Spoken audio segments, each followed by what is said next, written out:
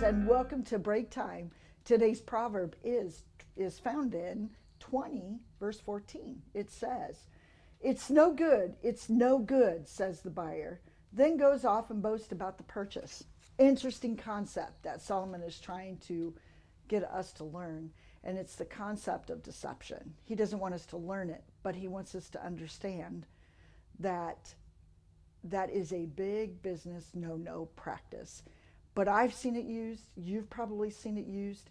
How many of you have ever tried to bargain with someone who had a product to sell to the point of that you believe in the product, but you're bargaining with them? When we make our missions trip to Guatemala, that's just how they do purchase. That's how they do business.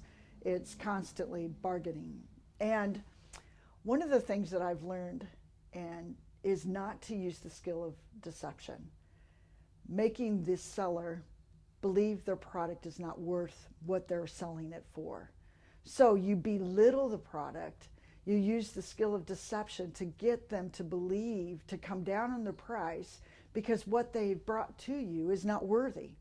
When underneath of it all, it no longer is bargaining, but it's deception. Because you believe in the product. You believe in the product so much that you want to buy it. But your heart has become a place that is, I believe, has become a place of scarcity or fear that you have to have this. So in order for you to have it, you got to convince the seller that their product isn't worth it. Have you ever used this practice? It's called manipulation. It's called deception. It's called convincing somebody that what they really have is of no value. And so you try to get underneath of them to a place that they will bow before you. And this is manipulation 101, where you're convincing. And some of us can be very convincing as leaders in what we are trying to accomplish because we want to win.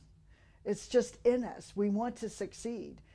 But if you're using the skills of manipulation and deception to succeed, you are not succeeding.